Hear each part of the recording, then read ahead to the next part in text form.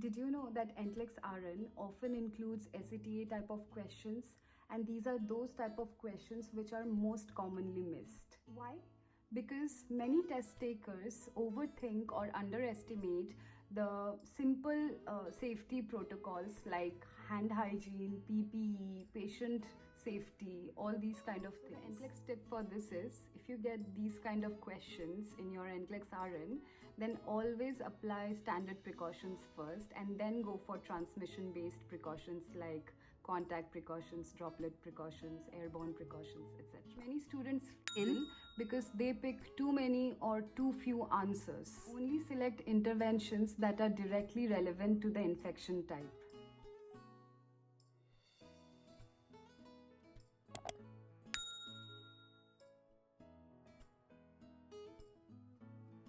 Hey everyone, welcome back to my channel and welcome back to another episode of NCLEX Prep Series. If you're new here, I'm Mona Lisa, an internationally trained nurse who has just passed her NCLEX on her first attempt, and I'm here to help you do the same. In our last episode, we discussed about pharmacology and I left you with a challenge question. So before we jump into today's topic, infection control and safety, let's check out the answer.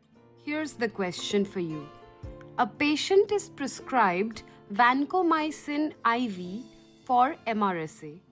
Which assessment finding requires immediate intervention? Number 1, red rash and flushing on the neck and chest. Number 2, a blood pressure of 110/70. Number 3, complaints of mild nausea. And number 4, a serum creatinine level of 0.9. And the correct answer is red rash and flushing on the neck and chest.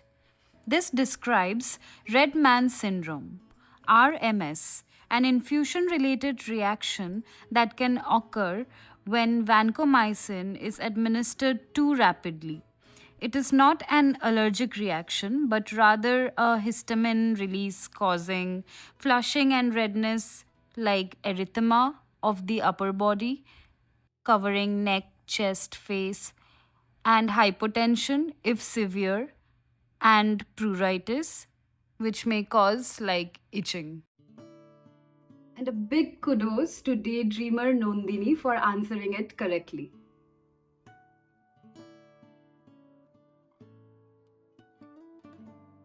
Infection control and safety is a high-yield topic in NCLEX-RN. So, let's break it down into key areas you must know.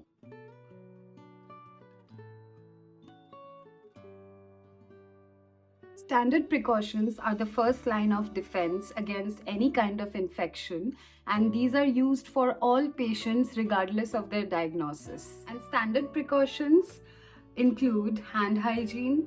You all know the 5 rules of hand hygiene, and proper use of PPEs like gowns, goggles, mask, gloves.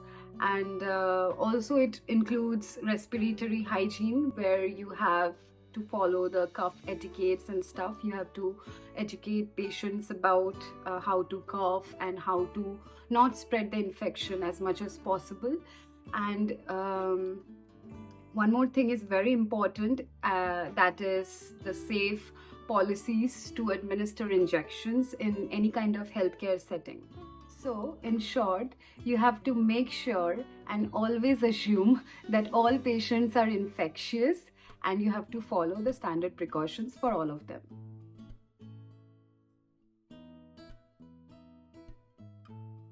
Now, beyond standard precautions, there are other 3 types of precautions which we follow in NCLEX-RN. Those are... So these are the 3 precaution types: contact precautions, droplet precautions, and airborne precautions, and the examples of the diseases of each precautions, and the required PPEs for each of the precautions. Now let me give you one more tip on this topic. You can call it NCLEX hack also. In case if you get a patient who's having a diagnosis of C. difficile infection, you know what C. difficile infection is, and you don't know what to do, like what kind of precaution to follow for that patient. You have to make sure and keep this in your mind, or rather just memorize in your brain, that in terms of C. difficile patient, you can't provide them alcohol-based sanitizers. That's not enough. You have to use soap and water. That's the exception.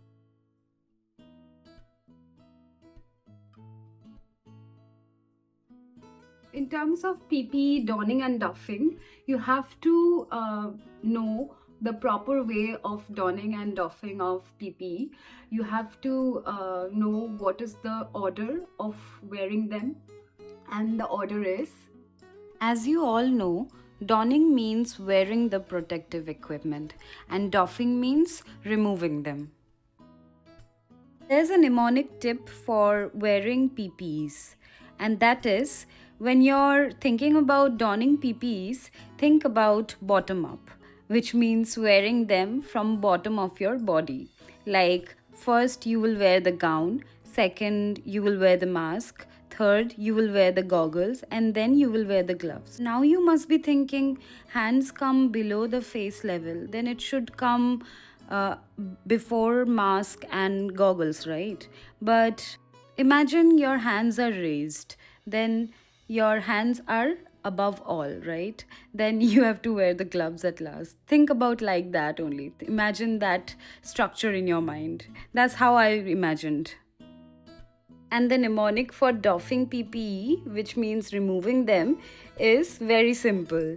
Just think about alphabetical order. First, you got to remove gloves and then goggles, and then comes gown and then the mask.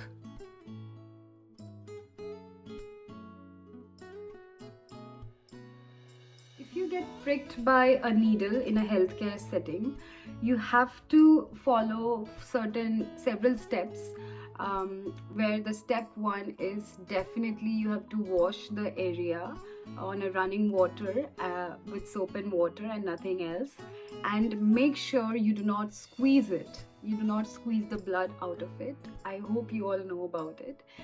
Step two is you have to report it immediately. Yes, you have to report it immediately to the infection control of the healthcare setting. And the last step is you have to get your blood work done and follow the hospital protocol. Again, NCLEX-RN tests you for all these small hacks you should know about these topics. I am covering these topics because I think these topics are very important in this topic of infection control and safety.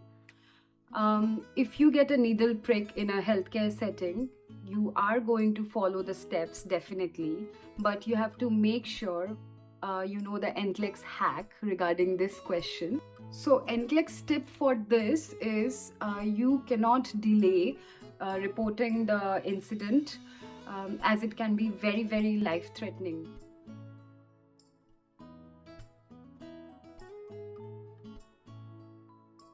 Okay, so let's start with our practice questions as usual. I hope you're enjoying my episodes of this topic. If you are, please do comment and please let me know if you want more and more episodes on this prep series. Then I will definitely make more vlogs on it, and I'm so happy about it that you guys are finally watching and I'm getting to help you guys as much as I can. Now let's go through some real NCLEX style questions. Pause the video, think about it and answer it correctly. Question 1.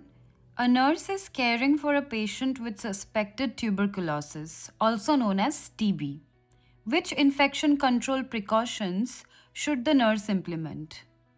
A. Standard precautions only. B. Droplet precautions with a surgical mask. C. Airborne precautions with an N95 mask and negative pressure room. D. Contact precautions with gown and gloves. Now pause the video, think, and then check your answer by resuming it. And the correct answer is definitely C. Airborne precautions with an N95 mask and negative pressure room. As you all know, TB is an airborne disease requiring an N95 respirator and isolation in a negative pressure room. Now let's get back to our questions. Question 2. A nurse is providing care for a patient with C. difficile. Which action by the nurse requires intervention? A. Performing hand hygiene using alcohol-based sanitizer. B. Wearing a gown and gloves before entering the room. C. Using a dedicated blood pressure cuff for the patient.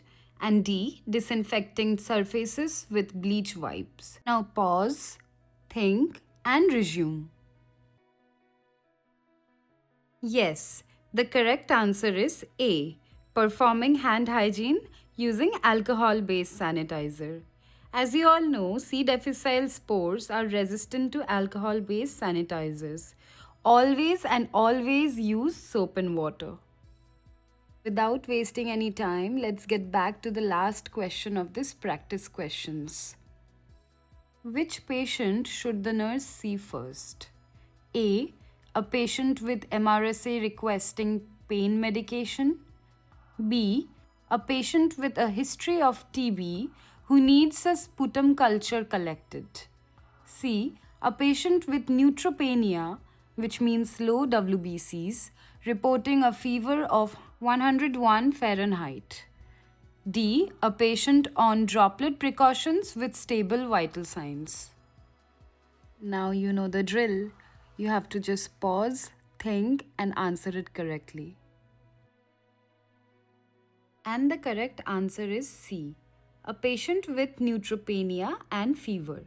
Neutropenic patients have a weakened immune system, making infections life-threatening. They are the priority. This wraps up our session of infection control and safety. I hope it was very helpful for you guys in order to prepare for NCLEX-RN. This topic is crucial for not only NCLEX but also for your daily nursing practice. So these are very important things you need to know. Now here's your challenge question of the day for the next episode. Drop your answers in the comments so that I can mention your name in my next episode. So, as per the rule, here I am with the challenge question of the day. If you're sure about your answer, then you know what to do. Just comment and then get featured in my next vlog. I will answer the question in my next vlog of the series and explain it to you. Here's the question for you. A nurse is about to administer an IM injection to a patient. Which of the following actions is correct? A. Recap the needle after the injection. B. Dispose of the needle immediately in a sharps container without recapping. C. Leave the needle on the bedside table until documentation is complete. D. Remove the needle cap using teeth if struggling with gloves. Comment your answer below and I'll reveal the correct one in the next episode. If this video really helped you, please do like, comment, share and subscribe to my channel for more and more NCLEX Prep Series vlogs. And I hope this will be really helpful for you guys because I'm covering each and every topic required for NCLEX-RN Prep. I just love making vlogs and I know these vlogs are really helping you guys because I'm getting the feedback from you all. But I must say this is really motivating.